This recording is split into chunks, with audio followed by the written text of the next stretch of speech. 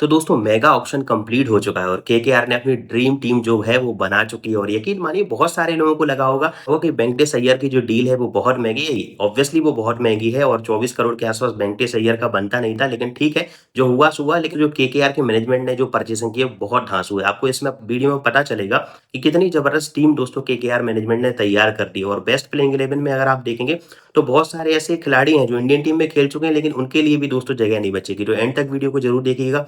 अगर चैनल पर नए हैं तो चैनल को सब्सक्राइब कर लीजिएगा, साथ ही साथ बेल आइकन पे प्रेस कर दीजिएगा। तो चलिए अब आगे बढ़ते हैं और देखते हैं कि कौन-सी वो बेस्ट प्लेइंग 11 होगी इम्पैक्ट प्लेयर के साथ और बेंच पर वो ऐसी कौन-कौन सी स्ट्रेंथ होगी जो बैठने के बाद आपको लगेगा कि यार इसको तो खिला ही लेना चाहिए, लेकिन उसकी जगह बन नहीं रही होगी टीम में। तो दोस्तों मेगा ऑक्शन कंप्लीट हुआ, यानी 6 खिलाड़ी आपको पता ही है कि केकेआर ने रिटेन किए थे, जिसमें सबसे बड़ा नाम थे रिंकू सिंह दोस्तों। रिंकू सिंह, उसके बाद रमनदीप सिंह, अगर बात करें आंद्रे सेल, सुनील नारायण, वरुण चक्रवर्ती और हर्षित राणा, ये 6 खिलाड़ी दोस्तों केकेआर ने रिटेन किए थे। और उसके बाद टोटल जो टीम बनी है दोस्तों वो 21 प्लेयर्स का स्क्वाड बना है, यानी 15 प्लेयर्स की टीम और परचेज की है। 15 खिलाड़ियों को मेगा ऑक्शन में परचेज किया गया।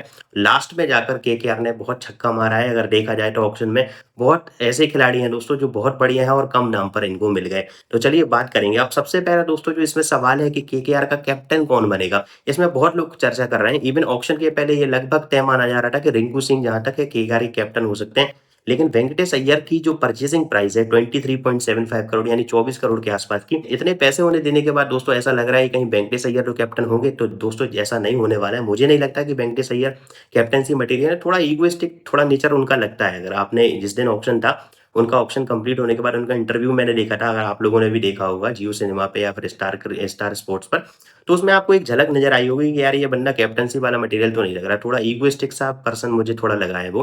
हालाँकि नो डाउट दोस्तों बैटिंग बढ़िया करते हैं, ऑलराउंडर कैटेगरी में आते हैं, लेकिन बॉलिंग तो बाई चांस ही कभी करने को मिले। और फिलहाल जो टीम दोस्तों केकेआर ने बना दी है, मुझे लगता ही नहीं है कि इनको यहाँ पर बॉलिंग का चांस मिलने वाला है। तो चलिए अब कैप्टनसी तो देखेंगे, जब अनाउंस होगी तो होगी, लेकिन ज़्यादातर जो दावेदार लग रहे हैं दोस्तों वो रिंकू सिंह ही लग रहे हैं।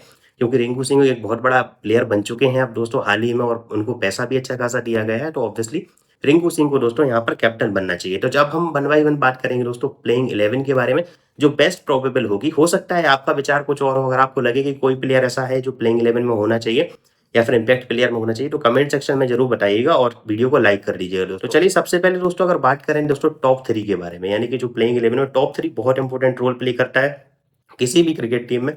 ओपनिंग बैट्समैन, उसके बाद जो थर्ड डाउन होता है, ये ऐसी पोजीशन होती है कि यार आपके इन 3 प्लेयरों ने आपको स्टार्टिंग अच्छी दे दी, तो फिर अच्छा स्कोर वहाँ पर बनना तय नज़र आता है। तो उसमें दोस्तों अभी तक अगर देखें तो पिछले साल अगर ओपनिंग की बात करें तो सुनील नारायण, और बात करें तो गुरबाज ओपनिंग कर रहे थे, लेकिन इस बार गुरबाज को खरीदा तो गया है, गुरबाज को टीम में रखा गया है, लेकिन उससे भी तगड़ा हमने एक परचेज किया है विकेट कीपर कैटेगरी में, जो कि है क्विंटन डी कॉक।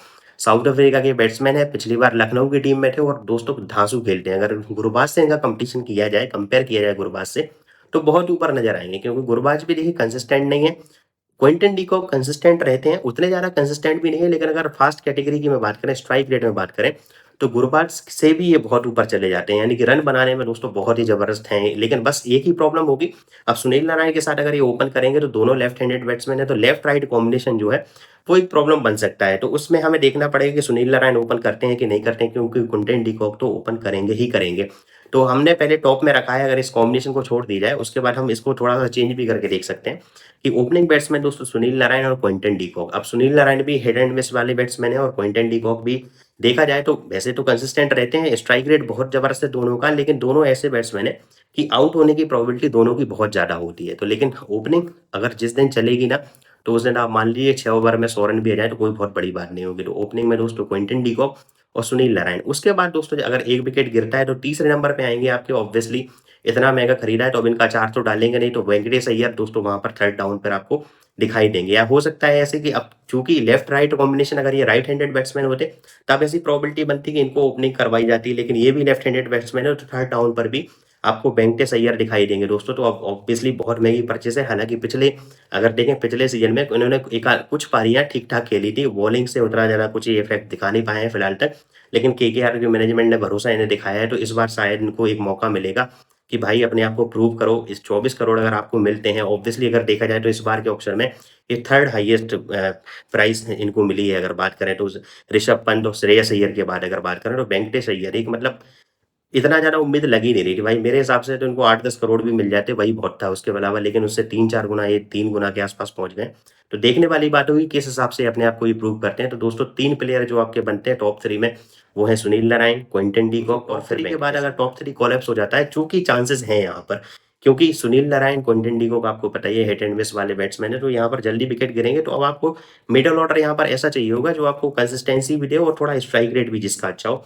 तो थर्ड थर्ड डाउन पे देखें तो एक प्लेयर ऐसे हैं दोस्तों जिन्होंने केकेआर का साथ भी दिया है, केकेआर ने उनको बैक किया है, तो अंकुश रघुवंशी। अब दोस्तों रघुवंशी ये एक बहुत ही बढ़िया प्लेयर है और बैट्समैन है, और ये बहुत अच्छा, इन्होंने पिछले सीजन में अगर आपने देखा होगा कुछ इनिंग्स में इन्होंने बहुत बढ़िया परफॉर्म किया है, इन्होंने दिखाया है भाई।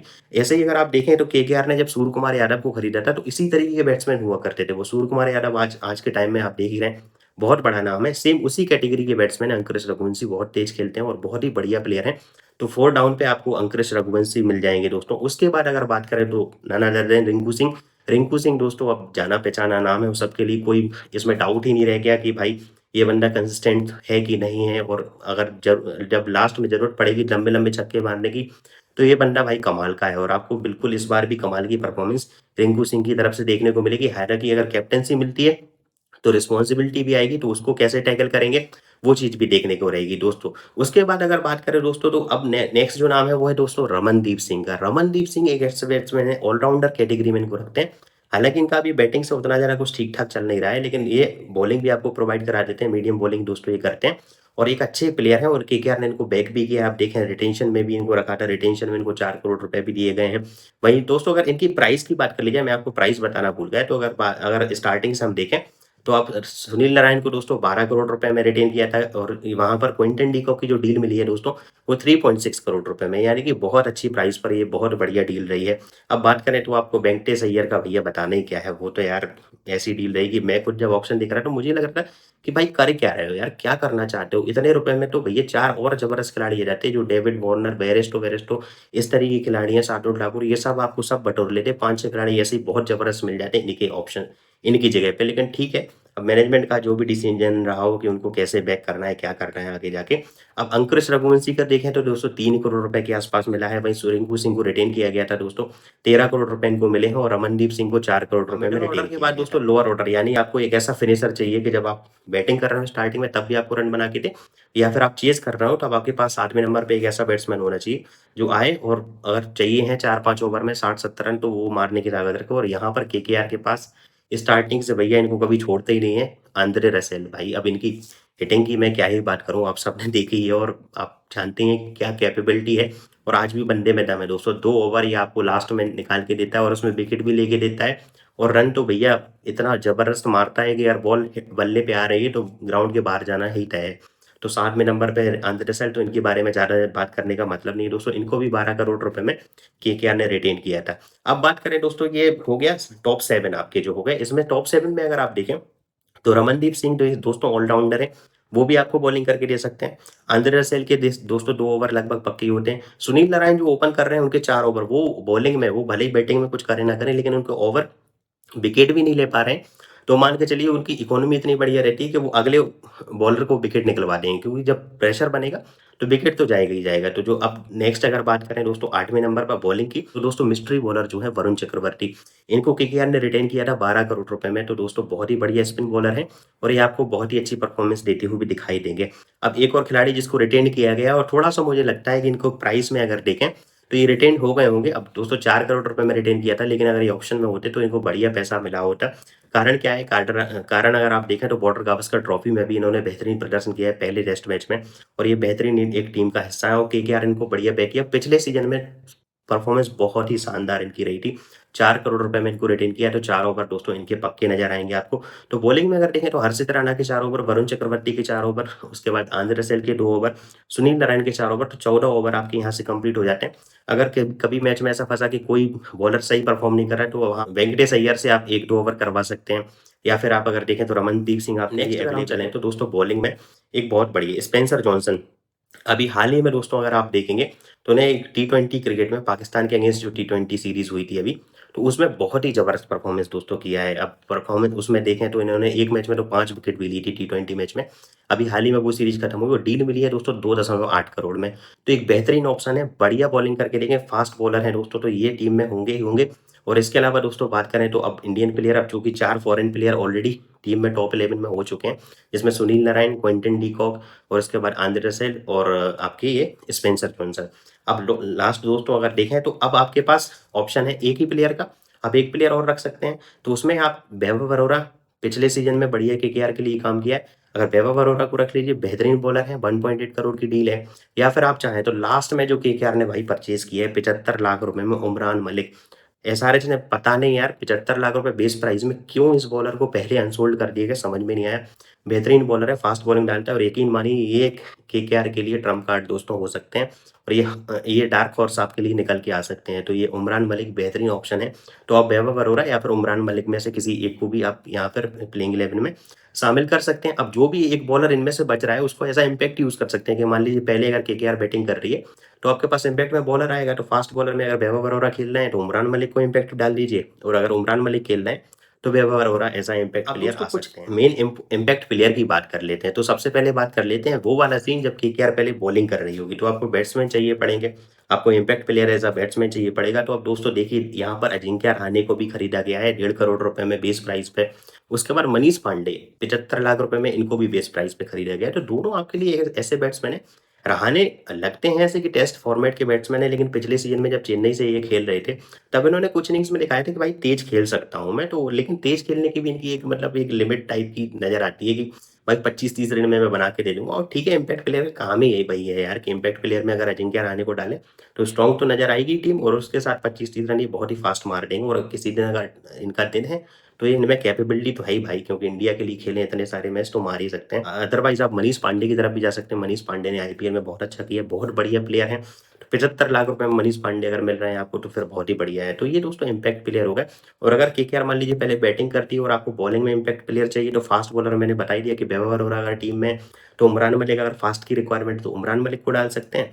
अदरवाइज आपको स्पिन, अगर मान लीजिए किसी ऐसी पिच पर खेल रहे हैं जहाँ पर स्पिन बॉलिंग आपके लिए बहुत काम की होती है, तो मयंक मार्कंडे अगेन एक बेहतरीन स्पिन बॉलर है। वरुण चक्रवर्ती तो है ही टीम में, अगर आपको मयंक मार्कंडे चाहिए तो मयंक मार्कंडे भी, लेकिन फिर भी अगर आप स्पिन पॉइंट ऑफ व्यू से देखें तो सुनील नारायण क्वालिटी बॉलर है, 4 ओवर वो डालेंगे।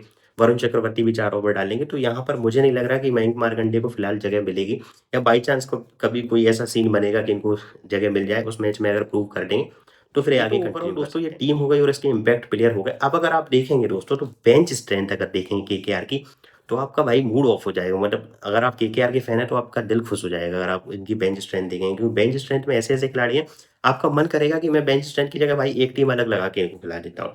अब बेंच स्ट्रेंथ में देखिए देखिए सबसे पहले मोइन अली, इनकी जगह बन नहीं रही है टीम की, क्योंकि फॉरेन प्लेयर में आप देखिए विकेट कीपर में क्विंटन डी कॉक खिला रहे हैं, नारायण और रसेल की जगह पक्की है। बॉलर में आप स्पेंसर जॉनसन, तो 4 से ज़्यादा खिलाड़ी खिला नहीं सकते।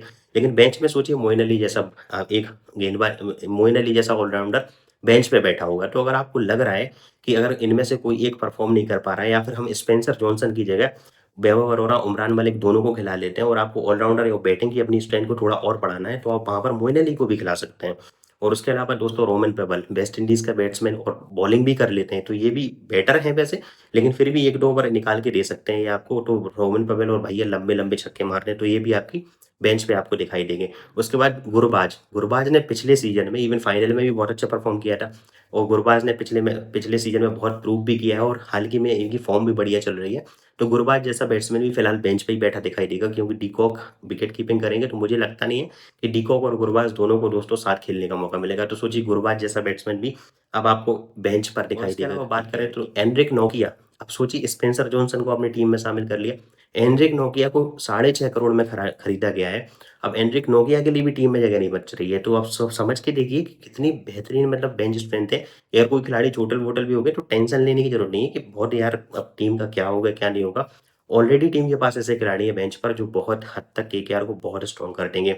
और इसके अलावा दोस्तों अगर बात करें बेंच पर, तो अंकुल रॉय एक ऑलराउंडर है। अंकुल रॉय बढ़िया पिछले सीज़न में इन्होंने ठीक-ठाक परफ़ॉर्म भी किया है और ठीक-ठाक बॉलिंग भी कर लेते हैं और बैटिंग भी कर लेते हैं, तो अंकुल रॉय को 40 लाख के बेस प्राइस पे केकेआर ने बैक किया है फिर से और ये बढ़िया बेंच स्ट्रेंथ के लिए है। उसके बाद अगर विकेट कीपर कैटेगरी में एक और दोस्तों केकेआर ने बाय किया है, लवली से थोड़ी है, लेकिन इनका चांस मुझे लग नहीं रहा कि आएगा, क्योंकि ऑलरेडी 2 क्वालिटी अगर बात करें batsman wicket keeper de Kock हो चाहे गुरबाज, उनमें से कोई एक खेलेगा ही। तो फिर इनकी जगह दोस्तों वहाँ पर थोड़ा-सा बनना डिफ़िकल्ट नज़र आ जाता है। इस तरीके से दोस्तों अगर आप देखेंगे तो केकेआर की टीम एक बहुत ही बैलेंस टीम नज़र आ रही है। अगर परचेसिंग में देखें तो वेंकटेश अय्यर की प्राइस अगर आप भूल जाएँ, तो ये बहुत ही बेहतरीन डील रही है। आप समझ के देखिए कि जब ऑक्शन में गए थे तो लगभग 51-52 करोड़ के आस-पास का पर्स था केकेआर के पास, उसमें सबसे पहली बाइंग ही वेंकटेश अय्यर की थी जो 24 करोड़ के आस-पास हो गई। उसके बाद जब मैं देख रहा तो मुझे लग रहा था कि भाई अब खरीदोगे क्या यार? किसको खरीदोगे? लेकिन अल्टीमेटली ठीक है, इतनी बढ़िया परचेसिंग हुई और बाद में जो खिलाड़ी जो बिल्कुल अब देखा जाए तो कौड़ियों के भाव मिले हैं, मोइन अली जैसे खिलाड़ी हो गए, चाहे मनीष पांडे हो गए, ये सब क्विंटन डी कॉक, सारी डील आपको इतनी बिल्कुल जबरदस्त स्टील डील दोस्तों मिली है। तो मुझे तो लग रहा है कि केकेआर फिर से दोस्तों अपना टाइटल डिफेंड करने वाली है। बस अब देखना ये होगा कि कैप्टन कौन बनता है और अगर ये खिलाड़ी अपनी दोस्तों परफॉर्मेंस के अपने नाम के अकॉर्डिंग खेले तो कोई रोक ही नहीं सकता केकेआर को दोबारा टाइटल जीतने से। आपका क्या मानना है? कमेंट सेक्शन में बताइए और दोस्तों वीडियो को एक बार लाइक ज़रूर कर दीजिए, चैनल को सब्सक्राइब ज़रूर कर लीजिए। अब मिलेंगे आपसे अगले वीडियो में दोस्तों। चलिए थैंक यू सो मच।